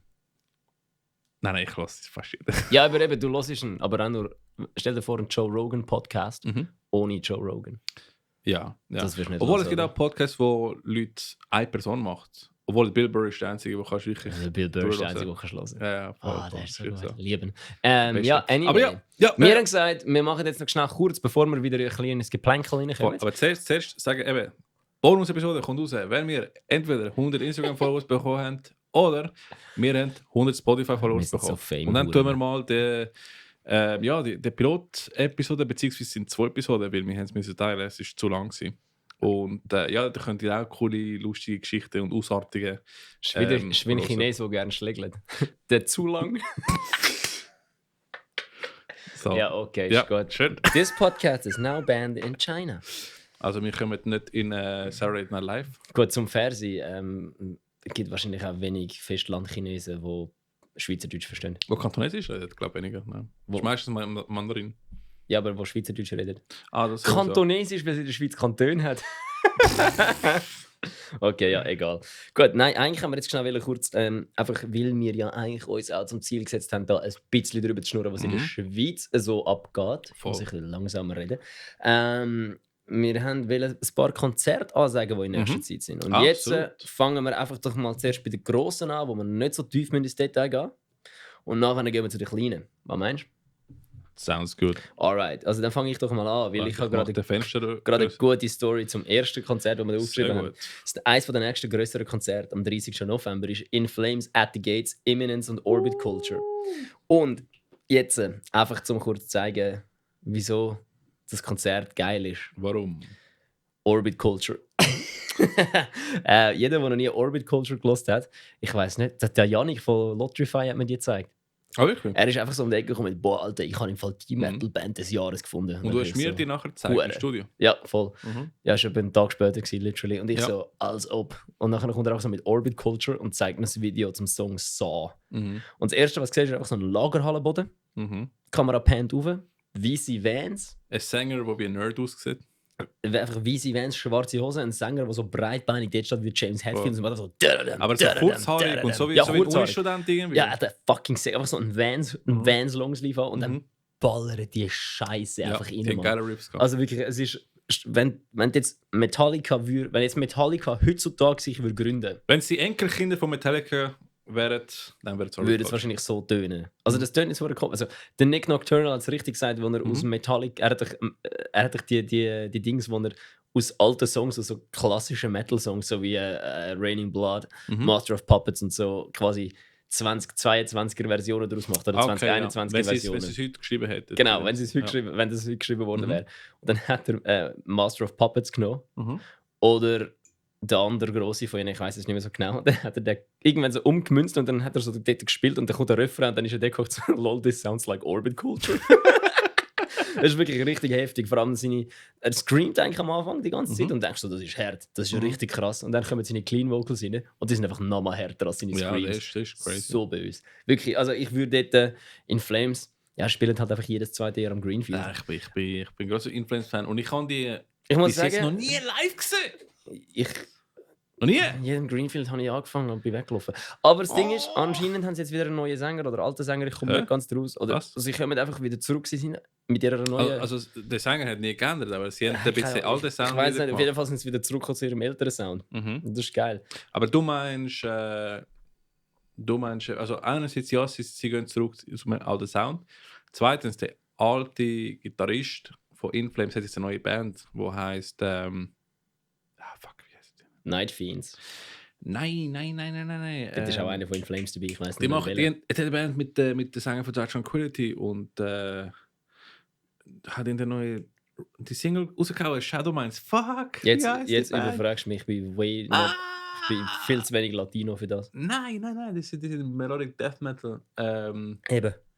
Warte, jetzt fühle ich mich blöd, jetzt muss ich geschwind. Okay. Shadow Minds. Ich überbrücke die Zeit. Nein, ich überbrücke die Zeit schnell, während du am Suchen bist. Nämlich, wer auch noch von der Partie ist Imminence. Sollte anscheinend cool sein. Kenne ich nicht so, ist, glaube ich, moderner Metal. Ja, mit Giga. Mit Giga, ja, das ist geil. Und was wichtig ist, jetzt für alle SLA Dying Fans, wenn ihr wissen wollt, wieso das SLA Dying tönt, wie SLA Dying tönt, dann geht ihr dort hin und schaut den Co-Headliner, nämlich At the Gates. At the Gates ist geil. Schwedische Death Metal Band und OG SLA Dying. SLA Dying hat noch ein bisschen Hardcore reingenommen und dann zack ist Metalcore entstanden. Ja, At the Gates sind praktisch das ganze Metalcore Deathcore Bits, eben insbesondere der, der so ein bisschen Melody Death Metal tönt, beeinflusst. Nein, Dings, ich habe natürlich gemeint, der Halo-Effekt. Der Halo-Effekt ist eine neue Supergroup in dem Sinn, wo eben der alte Gitarrist von In Flames hat, wo eben damals der Clayman und so mit aufgenommen und mitgeschrieben hat. Aber In Flames selber sind auch ein bisschen zurück im alten Sound gegangen, weil sie haben recht viel experimentiert mit anderen Genres und so, ein bisschen rockiger geworden und Zeugs. Also ich finde, wie gesagt, ich bin immer noch ein sehr großer In Flames-Fan. Ja, aber At the Gates ist auch definitiv sehr cool. Ich bin nie wirklich so mega in At the Gates. Also ich habe noch nie wirklich so tief gelost. Müsste ich nochmal. Ich habe sie zweimal gesehen im Greenfield und Die sind hart. Die sind hart. Fucking gut gewesen. Voll. Imminence habe ich nur den einen Videoclip geschaut. Eben, das Einzige, was ich weiß, sind die Giga. That's it. Aber Giga mit Breakdowns. Habe ich gemeint. Und Orbit Culture hast du mir gezeigt, oder? Also die sind wirklich die ficken wirklich. Jetzt das einzige Blöde an dem Konzert ist, dass der werte Herr hinter dem Mikrofon, der gerade redet, vor 2 Jahren ein Ticket für Casper gekauft hat, dann sich angemeldet hat, um bei At the Gates und In Flames Bericht zu schreiben. Und dann von der Fotografin darauf aufmerksam gemacht wurde, ist es von wegen, hey Bella, wir haben im Fall Tickets für die Casper-Show, die am Tag ist. Und jetzt hast du 3-mal raten, wer Orbit Culture immer noch nicht wird gesehen hat nach dem 30. Oktober. Ja, der für rocknews.ch schreibt. Genau, und das Ding ist, ich bereue es nicht, weil ich liebe Casper. Ja, Casper ist auch ein Core-Dude. Ja, Mann. Eben. Boah, ich muss dann nachher mal seine HC... Habe ich das seine HC-Band schon mal gezeigt? Nein, ich glaube nicht. Alter, seine HC-Band heisst einfach Not Now, Not Ever. Mhm. Und mit jedem Song, den du von ihnen hörst, findest du einfach mehr raus, wieso das mit Casper seine Stimme jetzt so tönt, wie sie tönt. Ja, anyway. Siehst du, ich sage die ganze Zeit anyway. Dann das zweite Konzert ist August Burns Red. Mega cool. Weil übrigens einen neuen Song rausgebracht haben mit... Wo sick ist. Ich habe August Burns Red nie wirklich auf dem Schirm gehabt. Dann haben sie den Song rausgebracht mit Killswitch Engage, sagen mit dem Jesse Leach. Legacy. Legacy, glaube ich, heisst. Sehr coole Song, sehr cooles Video. Ah, nein, es heisst Ancestors oder so. Nicht Legacy? Ancestry. Ancestry, genau, ja. Ancestry.com, wo du kannst herausfinden, wer deine Großeltern sind. Nein, aber ist nicht Legacy, sondern Ancestry. Entschuldigung. Das ist ein fucking sicker Song. Und das Ding ist, das einzige Problem ist, ich habe den Song gelesen und denke, geil, August Burns Red ist sicher sick. Ja. Ich habe alle anderen August Burns Red Sachen angefangen zu hören. Die sind geil gewesen. Junge, die sind crazy. Ich vermisse aber den Killswitch Engage-Sänger. Er hat einen coolen Kontrast zu dem Sound gebracht, definitiv. Ich hätte gerne Clean Vocals bei August Burns Red. Ja, schon. Jetzt alle so, steinige den. Ist mir egal, ich hätte gerne Clean Vocals. Ich hätte gerne Clean Vocals bei August Burns Red. Und jetzt, was noch wichtiger ist, für mich persönlich, ich als Heide und weiss ich nicht was, jetzt werden alle alteingesessene Core-Kids werden mir sagen, du hast keine Ahnung, aber Bury Tomorrow ist auch mit von der Tour und Bury Tomorrow ist meiner Meinung nach die stabilste fucking Metalcore-Band, die es momentan gibt. Die sind am Liefern. Die sind wirklich, die arbeiten alle bei der Post, weil die senden, Alter. Obwohl ich muss sagen, also auch ähnlich zu dem Sound, die Band We Came as Romans ist auch ziemlich hart unterwegs in dieser Zeit. Ist auch so in die Ja, Schiene. die haben auch wieder angefangen, ja. Voll Bury Tomorrow, sehr cool. Ich weiß immer noch nicht, wie der Song heißt, den ich dir letztes Mal erwähnt habe. King oder Rain oder so Scheiß. Der Song, was jetzt Reign of the King oder sowas. Egal. Ich wollte es geschrieben. Ja, google das schnell. Auf jeden Fall, ich habe eine gute Anekdote zu Bury Tomorrow. Weil Save Your Last Breath ist schon zweimal Vorband von denen. An Honorable Rain, genau. Eben, ein Honorable Rain. Also aber der ist gar nicht so alt. Der ist 2014 rausgekommen. Ja, aber der ist doch auf dem... Ah nein, der ist alt. Nein, warte, lass mal gucken. 10 Jahre. Ja, aber auf welchem Album ist er? Ja. Ah doch, der ist alt. Der ist vom Union of Crowns Album. Ricky Bon! Ich habe sogar einen Comment hinterlegt vor 10 Jahren. Geil. Eben 10 Jahre. Warte, was hast du da geschrieben? Seems like he forgot his tunnels at home. Lol, ja stimmt, weil der Sänger, genau, der Dan hat in dem Song seine Tunnels nicht drin und er hat einfach seine Ohrmuschis, die oben hängen. Ja. Die Ohrmuschis. So eben gut, die andere. Ja. Geil. Nein, die Band spielt. Es gibt viele Bands, die mich. Bei In Flames habe ich gerade gesagt, schießt mich an, dass sie das zweite Jahr am Greenfield spielen. Bury Tomorrow spielt auch das zweite Jahr am Greenfield. Fucking love it. Die lieben das Greenfield. Ich liebe sie am Greenfield. Beste. Die sind geil. Sorry. Das Jahr am Greenfield. Bro, die kleine Bühne war fucking packed gewesen. Und sie haben, glaube er hat gesagt, sie hätten ihren Security-Dude zählen lassen beim letzten Konzert, was im Greenfield gesehen haben. Sie hätten 500 Leute während dem Konzert Crowdsurfen gehabt. Damn. Und das Jahr sind es noch mehr gewesen. Krass. Wirklich, das ist so eine gute Band. Bist du nächstes Jahr am Greenfield? Ja, ich habe eigentlich gesagt, ich boykottiere das Greenfield nächstes Jahr. Wieso? Weil ich habe das Gefühl persönlich, dass Greenfield einfach sich keine Mühe gibt. Das Greenfield lebt davon, dass es das einzige Metal-Festival ist in der Schweiz. Ja, ist nicht nehmen. Was noch? Es gibt andere, aber kleinere. Ja, also Greenfield ist das einzige Major Metal Festival in der Schweiz. Das einzige grosse Metal Festival in der Schweiz. Und irgendwie habe ich das Gefühl, es ist eine deutsche Organisation, die Southside organisieren das Greenfield. Und ich war dort am ersten Tag und sie haben einfach so zu wenig WCs gehabt. Ja. Und sonst nicht, wenn ich mir denke, so, hey, aber ihr habt das schon 20 Mal veranstaltet, das Festival. Ja. Was ist mit euch? Und nachher hast du so, ja, und irgendwie, das Line-Up ist auch jedes Jahr das Gleiche. Gut, jetzt ist auch ein Corona-Ding, oder? Ja, schon, aber eben, das Ding ist trotzdem, also, ich habe vorher schon immer das Gefühl gehabt, es ist so ein bisschen, wie wenn sie einfach würden, noch in der Schweiz ein Festival machen, zum Geld verdienen. Ja, schon ein bisschen. Also ich glaube so, wenn ich zum Beispiel coole Lineups gesehen habe, dann ist bei Metal Days in Slowenien. Die haben einfach immer eine coole Auswahl von nicht nur sehr bekannte Bands oder Novarock, sondern Bands, die auch so aus dem Underground noch sehr geile Shit haben. Wacken. Hast du schon mal das Wacken? Bist du dort schon mal gewesen? Nein, noch nicht. Dude, Alter, das ist ein Festival. Dort spielen alle. Das ist ein Festival von Leuten, die gerne auf Festivals gehen. Ja. Für Leute, die gerne auf Festivals gehen. Und ich habe das Gefühl, am Greenfield hast du einfach so das Problem, weil es das einzige grosse Metal- und Rock-Festival ist in der Schweiz. Müssen sie sich wirklich keine Mühe geben, weil es hat ja keine Konkurrenz. Das können wir trotzdem. Ich gehe nächstes Jahr garantiert auch wieder. So nicht. Merci. Es gibt wirklich keine Konkurrenz dafür. Ja. Aber du, ragen wir dann über Greenfield. Ich habe noch eine funny Anekdote zu Save for Last Breath. Buried Tomorrow, die sind zweimal Vorband von Save for Last Breath. Die sind Vorband gewesen? Save for Last Breath ist Vorband von Buried Tomorrow, nicht umgekehrt. Ja. Nein, so. Cool. Ja. Und dann habe ich irgendwie ich habe den Dave, den Bassist von ihnen gefragt, weil ich habe Merch vertickt für Save for Last Breath. Und er ist neben der angestanden und Merch vertickt für Buried Tomorrow. Und ich habe so gefragt, so, ey, kann ich so ein Shirt im M haben? Wie viel kostet es? Und er schaut mich so an, so, bro. Just give me one of these and we're fine. Ich glaube, ich habe das Save for Last Breath immer noch nicht gesagt. Habe ich eins von ihren Longsleeves habe ich gegen das Buried Tomorrow T-Shirt für mich selber eingetauscht. Hoffe, die sind mir nicht böse, Jungs. Also jetzt hat der von Buried Tomorrow ein Save for Last Breath T-Shirt. Ja, ist auch cool. Genau. Vielleicht sehen wir es irgendwann. Ist schon ein paar Jahre her, das war noch vor der Kuba-Tour. Ja, und eben, das wird lustig, weil an diesem Abend würde ich für rocknews.ch schreiben. Hoffentlich, wenn ich die Akkreditierung bekomme. Und wenn ich Pech habe, kommt kein Fotograf mit, weil wir keine haben zur Verfügung, dann muss ich selber noch Fotos halten. Musst du Fotos machen? Fucking lit. In der ersten Reihe, so, hallo! Aber, und dort hättest du Casper-Tickets? Nein, Casper-Tickets habe ich im Flames-Konzert. In Flames, okay. Ja, stimmt. Nein, das ist jetzt... Ich liebe Casper, aber wenn ich mich entscheide zwischen Casper und Buried Tomorrow... Alter, Parkway Drive hat einfach den Casper auf der Bühne gehabt für einen Song. Geil. The fuck, Alter. Geil, ja. Einfach während dem Parkway Drive-Konzert steht plötzlich irgend so ein Dude auf der Bühne und ich denke so, der sieht aus wie der Casper. Der Crossover, den wir nicht erwartet haben. Ja, der Crossover we didn't expect, but we definitely needed. Und nachher kommt einfach der Casper auf die Bühne und Rap. Das ist so geil gewesen. Ja, beim Buried Tomorrow Konzert bin ich leider in der Schule. Ja, ist ich lüte mal an, mache Livestream. Aber sonst nächstes Mal fix. Was haben wir sonst noch? Sonst haben wir ein bisschen mehr lokale Shows. Gehen wir davon, dass man am weitesten weg ist zu dem nächsten. Das, was das nächste ist, weißt du, was ich meine? Also zuerst das, was das nächste ist? Nein, zuerst das, was am weitesten weg ist. Dass man einfach so sagen kann, das ist dann.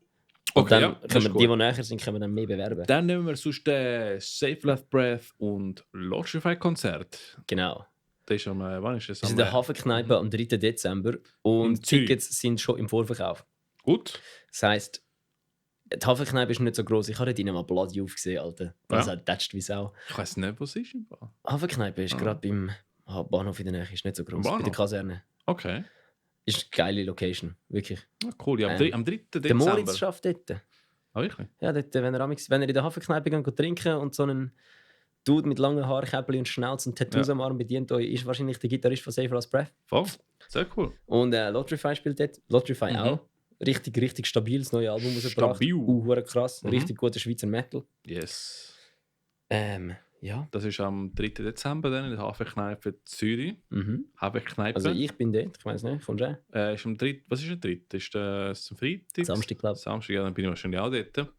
Also falls wir uns dort sehen, trinken wir ein Bier zusammen. Und nachher gibt es noch, lass mal gucken. Wir haben natürlich den ICU Festival. Das ist ein Festival, wo wir mit Whitehall dort spielen. Also wird das sehr lustig Abend. Und da muss ich vorlesen, was für Bands dort kommen. Es sind ziemlich viele, muss ich ehrlich sagen. Und liebes ICU Festival. Ich hätte so schnell eine Band, die nächstes Jahr dort spielen, aber das Problem ist, wenn ich den Bandnamen jetzt sage, ist es einfach peinlich, weil es meine ist. Du musst sonst mal... Ricky, kannst du uns dann dort einen Sticker von ihnen sagen? Ich kenne noch eine Band, die cool ist. Ich kenne eine andere Band für nächstes Jahr. Aber nein, also ICU Festival ist glaube ich, von der Band auf welches Ei zusammengesetzt worden. Darum heisst es auch Ei. ICU Festival. Es ist nicht der John Cena, es ist ein Auge. Ja, aber Ei vom Auge, also Auge ICU Festival, ja. Und dort spielt unter anderem Artifiction, sehr coole Metalcore-Band, Delusion of Mankind, Devil's Rage, Dreams in Fragments, nachher haben wir noch Expello, auch eine sehr coole Band, Lodgify, wo wir ja vorher gesagt haben, die spielt auch am 3. Dezember in Zürich. Eben, das ist übrigens in Boswil in Aargau. By the way, Brian und der Josh sind auch dort und nehmen den Podcast auf. Stimmt! Brian und der Josh. Die Wer blastet was? Wer blastet was? Ihr werdet also wahrscheinlich hören. Ja. Die sind dort. Ich bin der Brian. Und ich bin der Josh. Und ihr hört, wer blastet was? Und nachher vergessen die zu fragen, was die blastet. Genau, das haben sie dich auch verhängt zu fragen. Ist egal. Weiß nicht mehr. Ich glaube, Mich es haben- ist erst bei, in mir ist es, 2000 bei mir ist es erst am Schluss gekommen, so wegen, Voll. was blästest du ein? Aber das macht die Jungs sehr unique. Aber ja, sie machen eben sie sind offizielle Medienpartners von dem Festival. Also gehen die mal holen, sagen, ein Bier trinken. Ich bin dort, du bist auch dort. Ich bin leider nur am Samstag dort, Nur am weil Samstag, am ja. Sonntag ist Frank Carter Konzert, wo Okay. ich auch Tickets habe. Okay. Frank Carter and the Rattlesnakes. Wenn ihr also ein bisschen britischen Punk fressen wollt, der nicht wirklich Punk ist. Der Ja. Ex-Sänger von Gallows. Okay. Beste Joke ever. Ich kenn I'm not going to watch Elf on the Shelf. If I want the ginger blokes shouting at me, I'll just listen to the first 2 Gallows records. Ich kann ihn leider nicht verstehen, weil ich kenne die Gallows Band nicht. Aber I'll show you later. Aber ja, ICU Festival. Dann spielt noch Omisis, Ophelis Eye, Silent Circus, fucking Legende. Ich bin ein grosser Silent Circus-Fan seit 10 Jahren ungefähr. Geil. Ich habe mal vor 2 Jahren auch ein T-Shirt gewonnen bei einem von ihren Konzerten. Sick. Ich finde die Musik von den Jungs richtig cool. Dann gibt es noch Stonehail und Wazara. Whiteout spielt Voll. er nicht. Voll Whiteout spielt auch dort. Also wir sind dort, wir spielen am Samstag. Und das spielt noch With Boah, One dann Word. sehe ich euch. Geil. Ja, man, eben, Samstag spielen wir. Ich glaube, am Samstag sind wir Artifiction, Expello. Ja, du hast gesagt, es ist ein bisschen mehr in Metalcore. Und Silent Circus ist ein bisschen mehr der Core-Tag, habe ich das Gefühl. Ja. Am Sonntag gibt es auch noch ein bisschen mehr Melodeath oder Metal. Oder halt, Logify macht so. Ich Metal. tue es immer als Metal bezeichnen. Sorry, einfach Logify macht Metal. einfach Metal. Wir sind Heavy Fuck Metal, it. sie haben Power Metal. Es ist einfach sie haben Metal. Metal. Es ist einfach Metal. Ja, Logify ist Metal. Metal. Aber ja, also wir sind am Samstag dort. Ich komme wahrscheinlich auch nachher nächsten Tag verkatert am Sonntag noch die anderen Bands schauen, weil Geil. Logify spielt am Sonntag. Ja, also du wirst einfach dort aufwachen und dann dort bleiben, oder? I don't know, ich muss noch Equipment mitnehmen. Aber ja, es wird ein cooles Festival. Ich komme vorbei. With One Word spielt auch noch, haben wir noch nicht gesagt. Ja, ich habe es gesagt, aber du hast mir nachher. Ich habe dir eingeschnurrt, ja, sorry. Ja. Aber With One Word spielt auch dort. Und es wird ein cooles Festival. Ich bin sehr, sehr gespannt. Eben, Early Bird Tickets sind schon ausverkauft. Jetzt müssen wir einfach normale Tickets kaufen. Kostet, glaube ich, 5 Stutz mehr. Also holt euch das Ticket. Es sind, glaube ich, immer noch günstig. Ja, aber 5 Stutz mehr. Wow, Ist nicht ja, so- okay, das ist Nicht so ein Bier. Unterschied. Aber, In Zürich sind das ein halbes Bier. Ja, stimmt. Also, ja, halbes Bier, ja, voll. Das ist halbes Bier, im Bosswil wahrscheinlich ein Bier. In Boswil sind es 2. Maybe, hoffentlich, will ich kurz Bier trinken. Aber ja, kommen vorbei. Ja, du kommst hoffentlich Cool. gratis über. ey. Ja, ich muss schauen, weil ich glaube, es hat kein ÖV für mich, dann muss ich fahren. Ich kann fortfahren. Also, ich trinke Ricky, ich kann Alkohol. fortfahren. Du hast fortfahren? Ja. Oh, geil, sehe ich, Mann. Aber Also, ich nehme dich nicht mit. oh, sicher. Nein, sicher. Das können wir fixen. Cool, Das kommt schon tun gut. wir mal abmachen. Und dann, ja, das wäre wann ist es? Am 19. und am 20. November 2022. Also jetzt in einer Woche. Mhm. Was ist in einer Woche? Vor? Nein, ja. Also, Ja, ja. nächste Woche. Ja, Wochen und 3 Tage oder so. Eben, nächste Das Woche. Wochenende in einer Woche. Ja, der Podcast kommt am Freitag raus.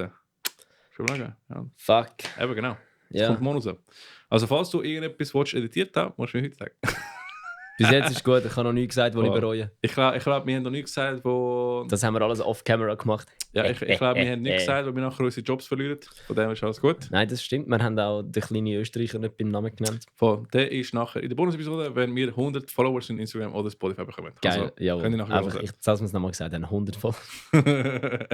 dann haben wir noch. Also, wenn der Podcast am Freitag rauskommt, ist das morgen. Ja, genau. Heute ist Donnerstagabend. Ja. Das ist fast live. Und deshalb tun wir auch ein paar Konzerte werben, die jetzt in 2 Tagen kommen. Also am Samstag, den 12. November.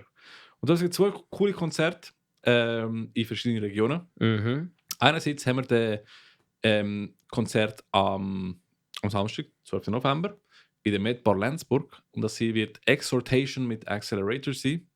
Dort spielt unser Lieblingsboy, der Josh, von Wer blasset was Podcast. Genau. Und wir 2 sind dort. Wir gehen Josh schauen. Sind sehr gespannt. Also kommen vorbei. Eben, Fun Fact: Exhortation gibt es länger, als der Josh alt ist. Ja, die haben, glaube ich, sind 30 Jahre unterwegs. Ich weiß nicht, wie lange. Ich weiß, er sagt immer, der Brian sagt immer, die Band gibt es länger, als der Josh alt ist. Ja, das ist wirklich wahr. Das Die finde ich sind- irgendwie noch geil. Die haben so wie einen Return gemacht nach vielen Jahren. Also die sind schon, Also, seit den 90er, glaube ich, sind sie aktiv. Wenn wir Glück haben, wenn irgendjemand Glück hat, ist vielleicht sogar der Janik dort, weil er ist ja Fresh Metal. Stimmt, ja. Fresh Könnte sein. Also, wir sind dort am Samstag, 12. November, in der Medbar Lenzburg. Kommen vorbei. Und am gleichen Tag, halt in einer komplett anderen Region, zwar im Chur, im Palazzo Chur, spielen Sinverse und Exile RD. Eben Sinverse ist eine sehr coole Melody Death Metal Band und Exile RD sind so ein bisschen wie Post-Grunge, Metal / irgendetwas.